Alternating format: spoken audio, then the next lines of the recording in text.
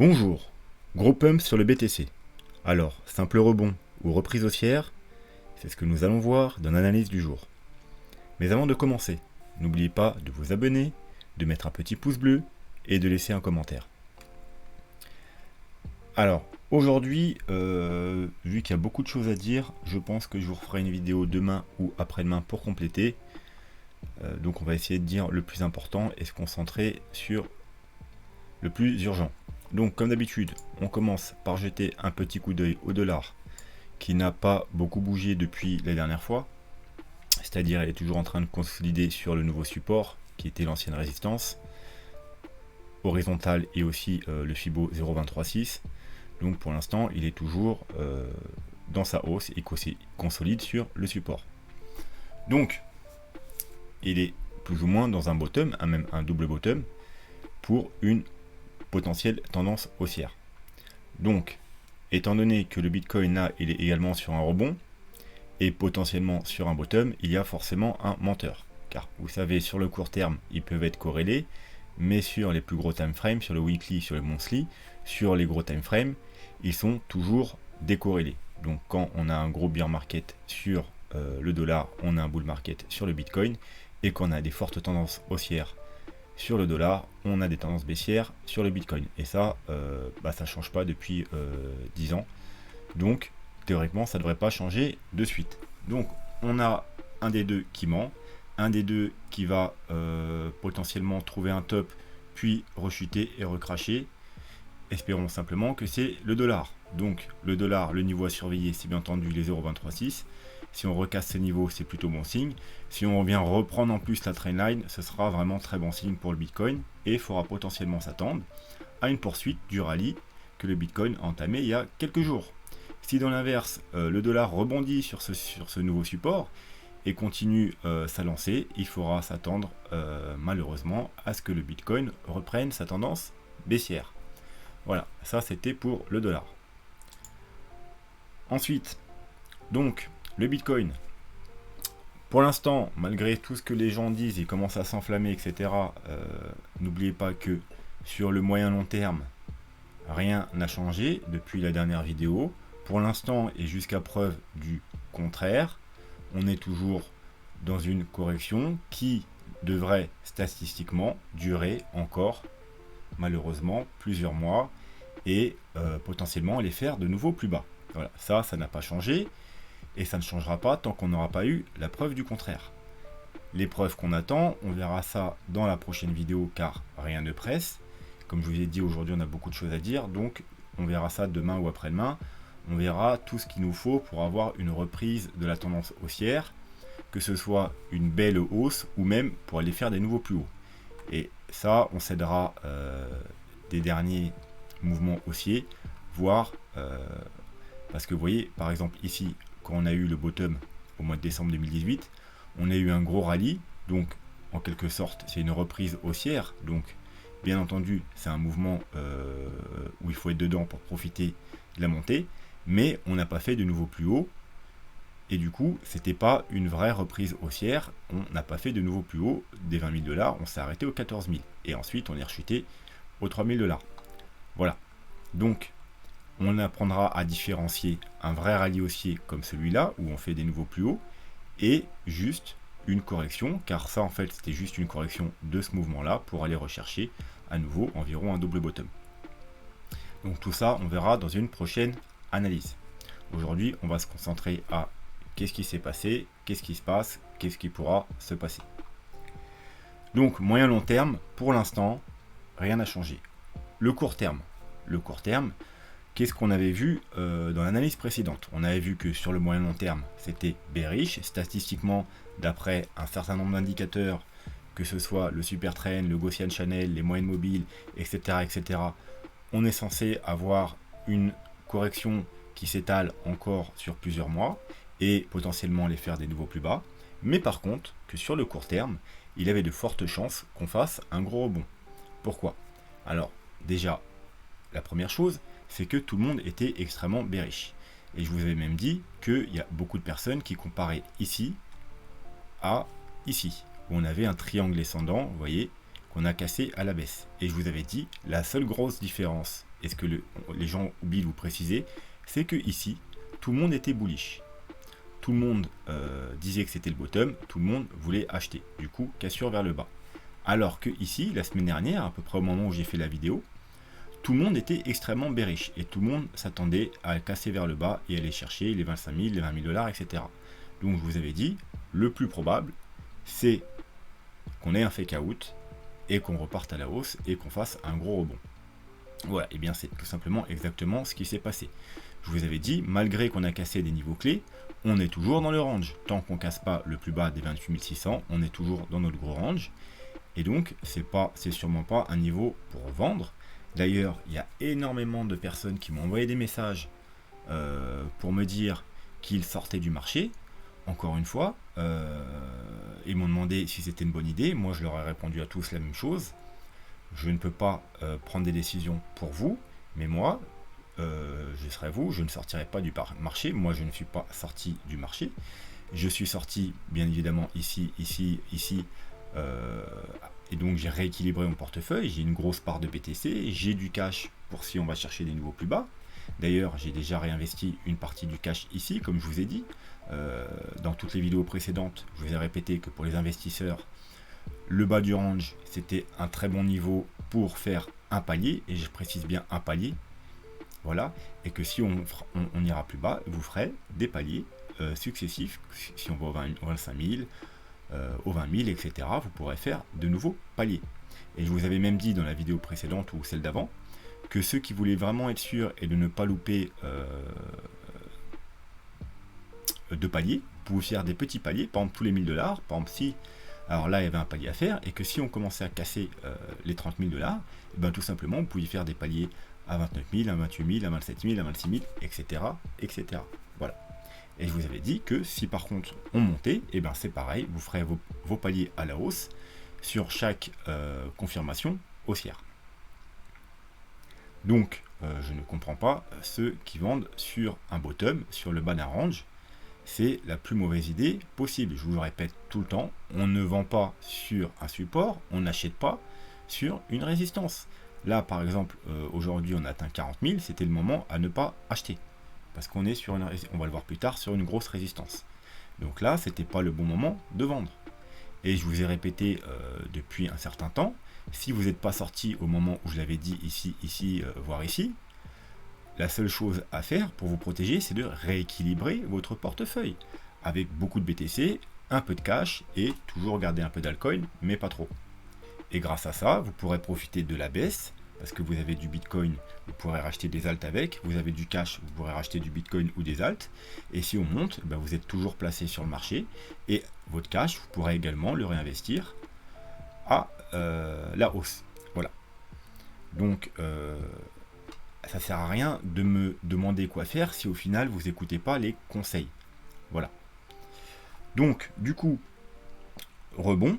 Qu'est-ce qui a entraîné ce rebond? Comme je vous ai dit, déjà, tous les gens qui étaient bearish, tous les gens qui shortent, comme je vous ai dit dans la dernière vidéo, si tout le monde short ici, on ne peut pas aller plus bas, on ne peut pas aller à 25 000, à 20 000. Le marché, il ne fera jamais gagner tout le monde. Donc là, tout le monde shortait, donc fake out, et hop, tout le monde se fait rect. On va dire ça comme ça.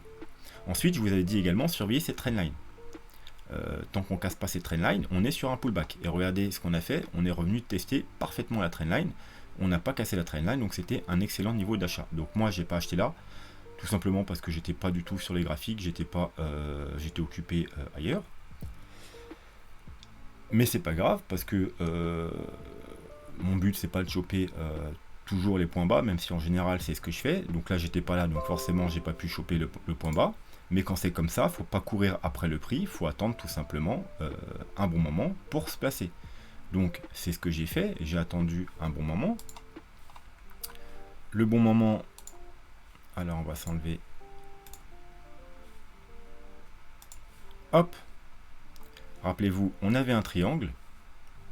On a fait donc un fake out et je vous ai toujours dit, quand on a une figure chartiste, qu'on la casse et qu'on la réintègre très rapidement, déjà c'est extrêmement bullish.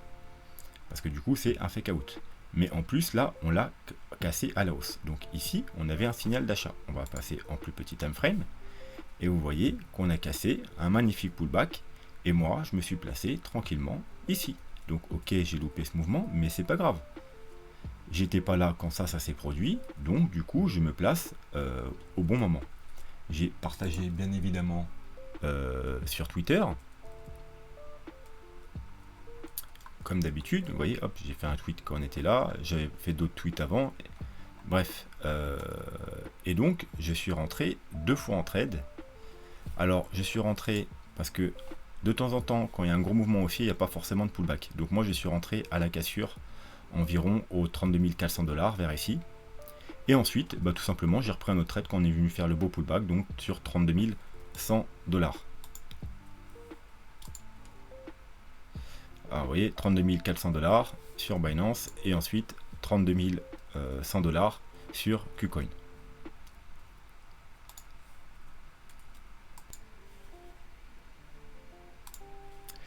Donc voilà, donc ça c'est mes 2 points d'entrée. Bien évidemment, ensuite il y avait d'autres points d'entrée possibles, on verra ça plus tard.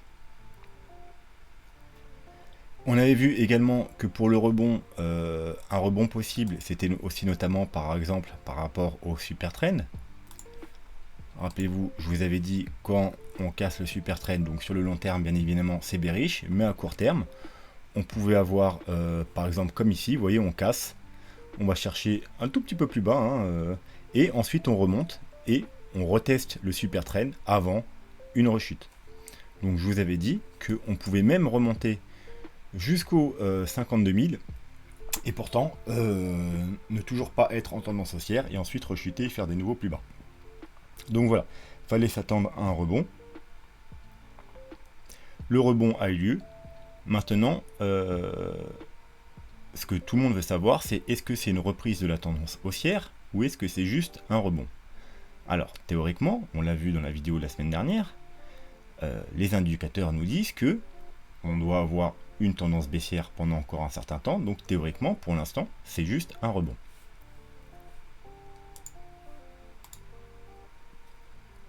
C'est juste un rebond, et jusqu'à preuve du contraire. Alors, pour qu'on n'ait plus un rebond, il y a certaines choses qu'il nous faudra. Déjà, il nous faut une tendance haussière. Une tendance haussière, c'est quoi selon la théorie de Dow? C'est des hauts toujours plus hauts et des bas toujours plus hauts. Pour l'instant, on n'a aucun des deux. Le dernier plus haut, c'est lui, au 41 500. Donc déjà, il faut nous faire un plus haut. Et ensuite, il faudra nous faire un plus bas, plus haut. Le dernier plus bas, c'est lui. Donc il faudra nous faire un plus bas, plus haut que celui-là. Donc en gros, il faudrait qu'on casse les 41 500, qu'on rechute, et ensuite qu'on remonte, et qu'on recasse le dernier plus haut. Et là, ça nous donnerait un plus haut, un plus bas plus haut, et un plus haut plus haut. Et là, on serait de nouveau en tendance haussière, et là, je parle en weekly. Voilà. Également en weekly, il nous faudrait quoi? Une confirmation des indicateurs, donc du stock RSI et du MACD.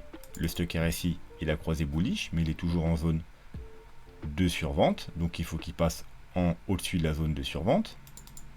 Et le MACD, tout simplement, qui croise haussier avec des belles bougies vertes pour une reprise de la tendance haussière. Donc, il nous faut sur le graphique des plus hauts et des plus bas plus hauts, et sur les indicateurs, une confirmation indicateur. Ça, c'est deux des conditions qu'il nous faut pour une reprise de la tendance haussière. Bien évidemment, il faudra également passer la zone de rechargement de short. Donc la grosse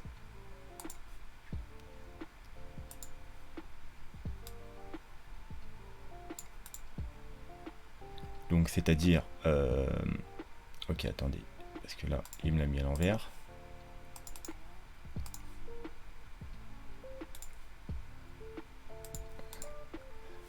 Donc il faudra passer cette zone. Bon, malheureusement, hein, bien entendu, vous n'allez pas attendre ce niveau-là pour vous placer, mais c'est ce niveau-là qu'il faudra passer pour être sûr qu'on n'est plus dans un rebond. Enfin sûr, on n'est jamais sûr de rien, mais pour avoir de très fortes probabilités qu'on soit plus dans un rebond, mais plutôt dans une reprise haussière et qu'on va avoir des niveaux plus hauts. Donc la zone des 50 000 aux 56 000.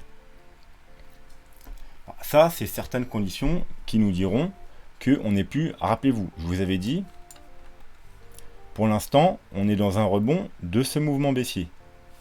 Et quand on aura passé la zone de rechargement de short de ce mouvement, c'est-à-dire c'était le niveau là, donc d'ailleurs là on est pile dedans du coup vu qu'on commence à rechuter, eh bien on sera plus dans un simple rebond de ce mouvement, mais du coup on sera dans un rebond de tout ce mouvement.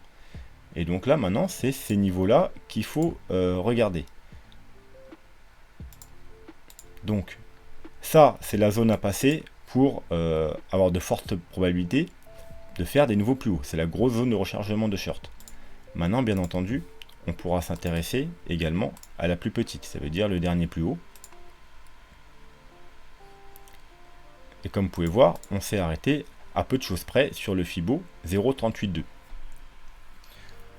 Donc, on va en parler après. Ça, c'est la grosse zone de résistance qu'on a là. Pourquoi on s'est arrêté là? On va en parler juste après. Avant, comme je vous disais, on avait eu d'autres signaux pour faire des achats. Pour ceux qui ont loupé le bottom ou la cassure du triangle, bien entendu. Rappelez-vous ce que je vous avais dit la semaine dernière. Que en 3 jours, on avait eu un signal qu'on attendait depuis, alors hop, on va faire ça, depuis le environ 17 mars. Le 17 mars, c'est le dernier moment où on avait eu une bougie verte et qu'on était bullish sur le MACD en 3 jours. Et depuis, eh bien, le MACD est bearish, que des bougies rouges ou roses. Et la semaine dernière, rappelez-vous, je vous ai dit, on a eu enfin un signal. Bien entendu, à lui tout seul, il ne suffit pas.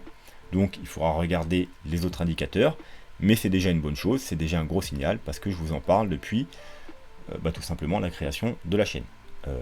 Qu'il nous faudra ce signal pour avoir un beau mouvement aussi. Ce qu'il fallait surveiller en complément de ça, bien entendu, et je vous en parle également depuis la création de la chaîne, c'est tout simplement le RSI en daily, avec cette belle trendline baissière, qu'on avait également depuis très longtemps, hein, qu'on avait depuis le mois de janvier, et je vous avais dit que quand on casserait, ce sera un gros signal haussier. Donc on avait une double confirmation, donc on l'a cassé environ ici, sur cette grosse bougie en fait, hein, sur la grosse bougie du rebond. Donc dans ces niveaux-là, aux alentours des, aux alentours des 32 000, hein, là à peu près où j'ai pris mon achat, et bien tout simplement, vous pouviez rentrer à l'achat sur non seulement la cassure du triangle, la confirmation du MACD en 3 jours, mais également la confirmation du RSI qui a cassé la trendline baissière qui durait depuis le mois de janvier. On a également fait un nouveau plus haut, donc je vous avais dit également pour confirmer il fallait faire des nouveaux plus hauts. On a bien fait des nouveaux plus hauts, donc le RSI repart à la hausse. Tout va bien pour l'instant, sur du court terme, c'est bullish. Ensuite, on va s'intéresser maintenant où est-ce qu'on pourra aller si le rebond continue. Et bien déjà, avant d'aller plus haut qu'on a été aujourd'hui, c'est-à-dire les 40 500, va falloir déjà passer les 40 500 parce qu'on a énormément de résistance. Comme vous pouvez voir, déjà on a notre ligne rouge qu'on avait là, donc c'était la grosse résistance horizontale, environ le haut du range, hein, donc les 40 500, 41 000 en gros. Mais comme je vous ai montré précédemment, on a également, hop, vous voyez, alors, on a également le Fibo 0,382 du dernier mouvement baissier. Donc en général, quand on a un retracement, une correction d'un mouvement, c'est le premier niveau qu'on vient chercher, donc premier niveau à surveiller. En plus, il est cumulé avec la grosse résistance horizontale, d'où le fort rejet qu'on a maintenant. Ouais, on est passé en quelques heures de 40 500 à 37 500. Donc on a perdu 3 000 $ en l'espace de quelques heures parce qu'on a atteint cette grosse résistance. Mais ce n'est pas tout. Ce n'est pas tout. On a encore d'autres choses à ce niveau. Alors, on va s'enlever ça. On a également la moyenne mobile 100. Comme vous voyez, on est venu parfaitement toucher la moyenne mobile 100 en daily. Donc, ça rajoute encore, du coup, une résistance. J'aurais même pu, si j'aurais fait la vidéo plus tôt, j'aurais pu vous appeler la vidéo. Encore une fois, vous ne passerez pas. Parce qu'on a vraiment un très gros amas de résistance sur environ les 40-41 000 $. Mais on a également, on va rester sur les moyennes mobiles, la moyenne mobile 21 weekly. Et celle-là va être extrêmement importante, beaucoup plus que la moyenne mobile 100. Parce que en soi, la moyenne mobile 100 en daily, c'est pas la plus importante. Comme vous le savez, c'est la 200. Par contre, la EMA 21 weekly, vous savez, parce qu'en général, en bull run, on se maintient au-dessus. Et en bear market, hein, on se maintient en dessous. Donc, il faut à tout prix repasser et clôturer et confirmer au-dessus pour avoir une poursuite du mouvement haussier. Ce sera le premier gros signal. En plus, comme vous le savez, on a vu qu'on a énormément de résistance, donc on aura cassé beaucoup de résistance. Si on arrive à clôturer au-dessus, ce sera extrêmement bullish et il faudra s'attendre à aller rechercher les targets que je vous donnerai ensuite. Donc, par contre, alors, est-ce que c'est ce graphique? Hop. Voilà. Regardez bien en bear market, qu'est-ce qui se passe? Vous voyez, une fois qu'on l'a cassé, on vient la retester, hein, petit fake out, on repart à la baisse. On revient la tester, petit fake out, on repart à la baisse. On revient la tester, résistance, résistance, résistance, et on rechute fortement. Donc, ce qu'on veut, c'est ne pas faire ça comme en 2018, mais au contraire, on va se relever, hop, le dessin, eh bien, c'est la casser et la confirmer en tant que support. Donc, pourquoi pas, on la casse, un pullback, et on repart à la hausse. Et là, ce sera notre premier gros signal haussier qui nous dira, on n'est peut-être pas dans un rebond, on est peut-être dans une reprise de la tendance haussière. Pourquoi? Parce qu'on a repris la EMA 21 en weekly. Ce ne sera pas suffisant, mais ce sera un premier bon signal. En plus, on aura bien évidemment cassé le haut du range, donc encore plus fort signal. Plus, comme je vous ai montré, le Fibo 0,382. Et qu'est-ce qui se passe en général quand on casse le 0,382? On va chercher le plus souvent soit les 0,5, soit la zone de rechargement de short. Donc, prochaine zone, si on arrive à passer ce gros amas de résistance, ce sera environ les 45 000 $. Pourquoi les 45 000 $? Tout simplement parce qu'on a la moyenne mobile de 100. Ouais, 44 700, environ les 45 000. Donc, comme vous le savez, pour être en bull run, il faut être au-dessus de la moyenne mobile de 100. Donc, gros niveau de résistance également, qui se cumule.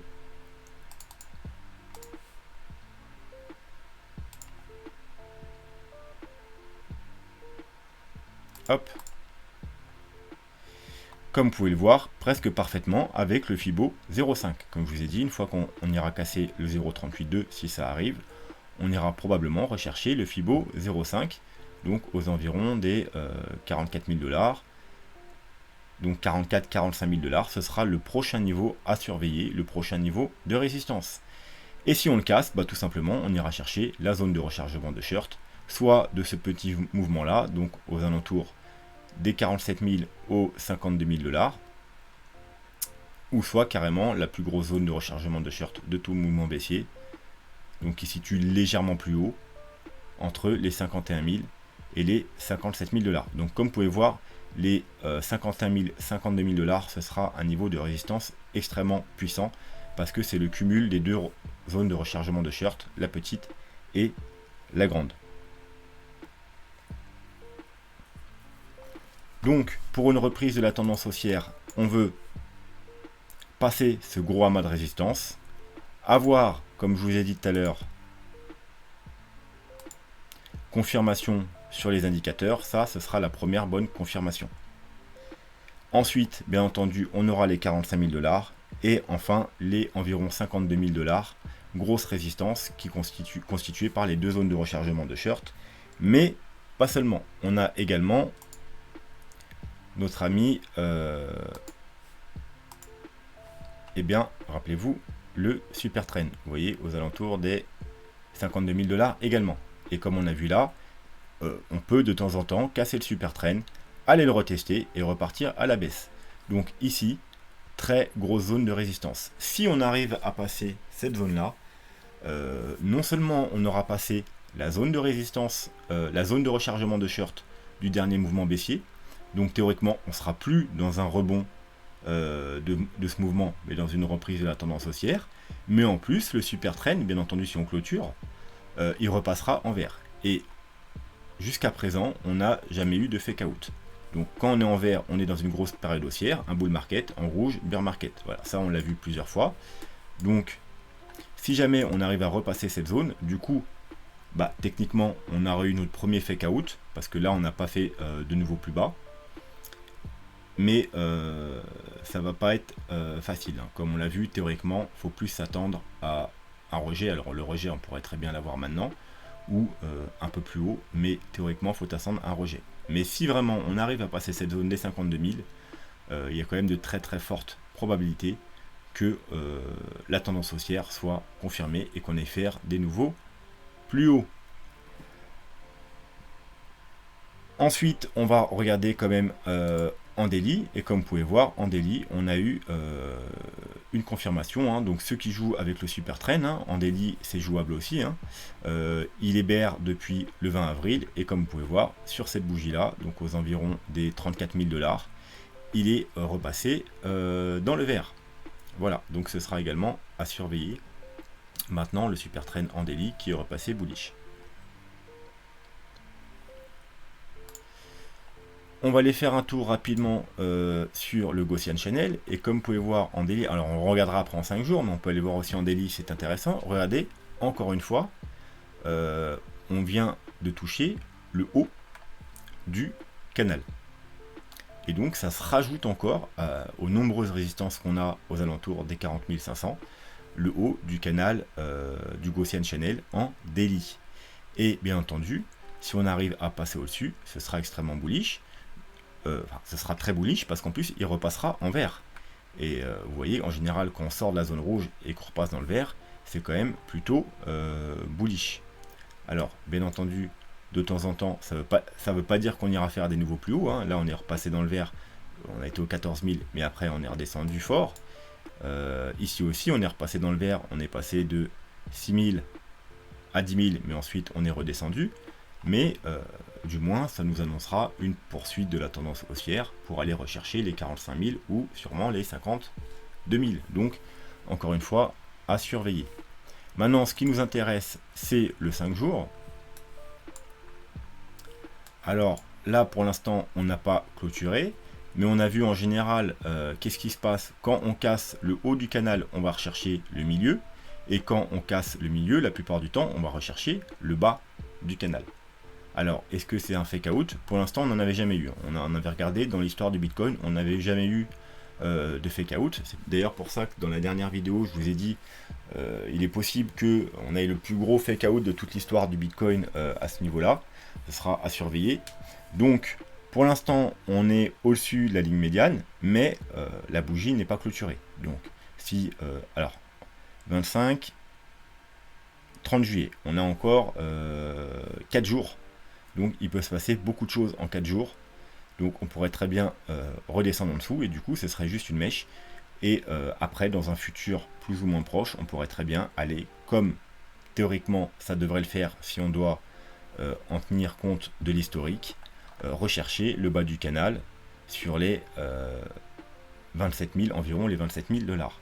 Par contre, si on arrive à reclôturer au-dessus, eh ben, on pourra peut-être dire que ça c'était un fake out et il faudra s'attendre à aller rechercher le haut du canal. Et encore une fois, on voit que le haut du canal est aux alentours des 40 300 $. Donc la première grosse résistance, 44-45 000 $. Donc, pour conclure, énorme résistance aux alentours des 40-41 000 $. Si on arrive à passer de cette zone, la prochaine zone, ce sera les 44-45 000 $. Et si on casse les 44-45 000 $, donc déjà ce sera plutôt bullish, même très bullish, et il faut s'attendre à aller rechercher la zone des 52 000 $. Si on arrive à passer la zone des 52 000 $, il y a de très fortes probabilités que le rebond ne soit pas un rebond, mais plutôt une reprise de la tendance haussière, et qu'on ait cherché des nouveaux plus hauts. Voilà.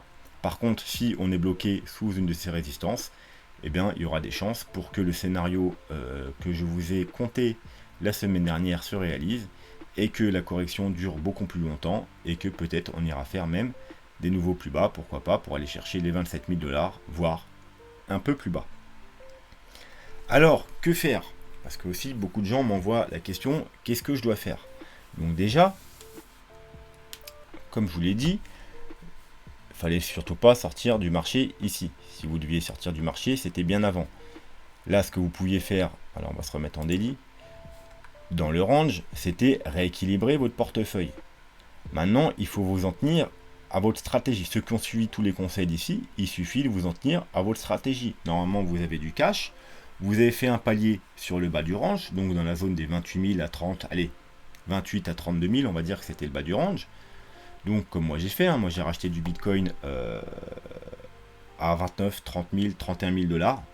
J'ai acheté en plusieurs fois, moi je me suis fait des petits paliers à chaque fois qu'on est parti chercher le bas du range, vers ici, vers ici, vers ici, vers ici. À chaque fois j'ai racheté un petit peu de Bitcoin et j'ai racheté l'Ethereum deux fois quand il est parti chercher les 1700, 1800 dollars. Voilà. Donc ça c'est pour, je parle des investissements. C'est des choses que je ne revends pas. C'est quelque chose que je garde sur le long terme. Bien évidemment, ici, j'en avais revendu un peu, mais c'est parce que on était très haut, on était sur un top, et on avait des gros signaux qui nous disaient attention. Donc j'avais revendu une petite partie de mes investissements, mais parce que moi, je les avais chopés ici. Donc c'est normal qu'au bout d'un moment, les investissements, ça doit être des investissements, mais d'ailleurs, je dis ici, mais aussi ici. Donc voilà, ça faisait déjà 2 ans que je me traînais des investissements, donc c'est normal, au bout d'un moment, je prends des profits. Bien entendu, une fois qu'on baisse de 50%, et bien comme je vous ai dit, c'est un bon moment pour commencer à re-rentrer et à faire des paliers. Donc j'ai refait rechargé un peu en Bitcoin et en Ethereum, et uniquement en Bitcoin et en Ethereum, parce que moi, tant qu'on n'a pas de grosses confirmations qu'on est dans une reprise d'un mouvement haussier, je ne re-rentrerai pas sur les petits altcoins. Bien entendu, j'ai encore certains petits altcoins en portefeuille, mais ça représente peut-être 10%, 10-15%, j'ai pas les chiffres en tête, mais moins de 20% en tout cas, c'est plutôt autour des 10-15%, les petits altcoins de mon portefeuille. Le Bitcoin représente, je crois, 35% et j'ai 30% de cash environ. Voilà, donc un portefeuille plutôt défensif, parce que dans cette montée, moi j'étais 80% d'altcoin, comme vous savez, j'avais partagé plus ou moins mon portefeuille. Et ici, à partir d'ici, j'ai commencé à rééquilibrer. Maintenant, j'ai quoi? J'ai moins de 20% d'altcoin. J'ai une petite dizaine peut-être d'Ethereum, mais encore peut-être 8%. Et comme je vous ai dit, environ 30-35% en Bitcoin et 30% en cash. Donc, la stratégie, c'est tout simple. Les traders, eh bien, vous cherchez, comme dans les jours passés, des niveaux pour rentrer si vous voulez surfer sur le mouvement haussier, si vraiment on a un mouvement haussier. Donc déjà, la chose à faire, c'est de ne pas acheter ici. Donc bon, maintenant c'est un peu tard parce que ça se passe très vite. Donc du coup, j'espère que personne n'a acheté ici. Maintenant, par contre, ce que vous pouvez faire, pour ceux qui veulent chercher à se placer et qui pensent qu'on va aller plus haut, c'est tout simplement vous mettre comme d'hab un petit Fibo et ne rien acheter avant les 0,382. Ça veut dire si on ne va pas les chercher, vous attendez notre correction. Hop, ouais, donc les 0,382, ils sont au environ 36 400 $. Donc, bien évidemment, le mieux, ce serait d'attendre, parce que si on est dans une reprise haussière, on est théoriquement dans une vague 1, on va faire une vague 2. La vague 2, vous le savez, c'est 0,5, 0,618 les cibles principales, mais quand on est très bullish, on peut s'arrêter au 0,382. Donc, ceux qui veulent être sûrs, vous pouvez racheter à rigueur un petit peu au 0,382, tenter un petit trade, voire avec un stop un peu en dessous. Si ça rate, et bien vous retentez dans cette zone. D'ailleurs, c'est une zone, vous voyez, où il y a eu le petit, voilà, une petite zone de consolidation. Donc entre les 35 000 et les 33 500. Mais voilà, ceux qui veulent être sûrs, vous pouvez tenter au 0,382.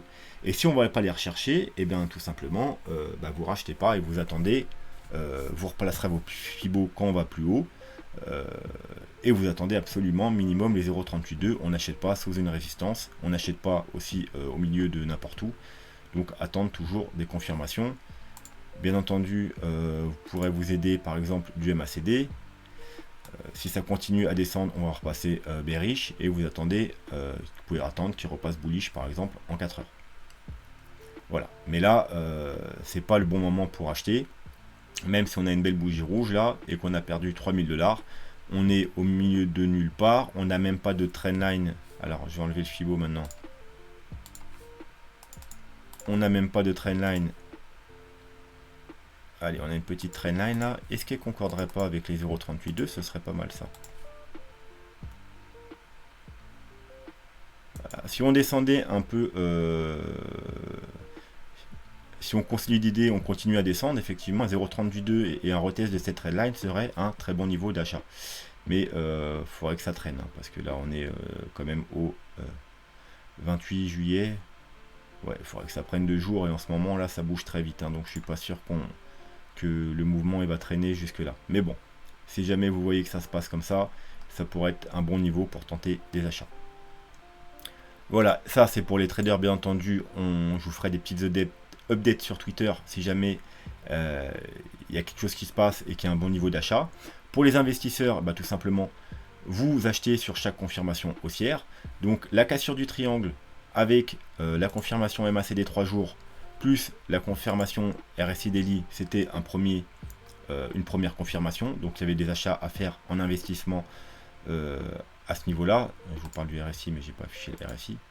Voilà, la cassure de la trendline. On va remettre la trendline. Donc bien évidemment, là, pour les investisseurs qui veulent acheter sur confirmation haussière par palier, il y avait un palier à faire dans cette zone-là sur la confirmation MACD, cassage du triangle et confirmation RSI. Et ensuite, il faudra faire des nouveaux paliers sur chaque confirmation haussière. Donc bien entendu, si on casse, comme on a vu, les 41 000 dollars, le très gros niveau de résistance, ce sera une nouvelle confirmation haussière. Donc pourquoi pas refaire un palier. Si on casse les 45 000 dollars, par exemple, un palier, les 52 000, un palier, etc. etc. Voilà. Donc on va s'arrêter là pour aujourd'hui. La prochaine vidéo, comme je vous disais, on fera un petit topo sur la différence entre un gros rebond, donc qui pourrait aller nous emmener jusqu'aux 52 000 dollars, et une reprise de la tendance haussière, en étudiant deux cas de figure. Par exemple, ce gros rebond là, hein, parce que vous voyez, ce gros rebond là, tout le monde pensait que on allait to the moon. Effectivement, vous voyez, on est passé quand même de 3 000 à 14 000, donc c'est un très très gros rebond, hein. En pourcentage, ça nous donne du 347%, donc je sais pas si vous voyez,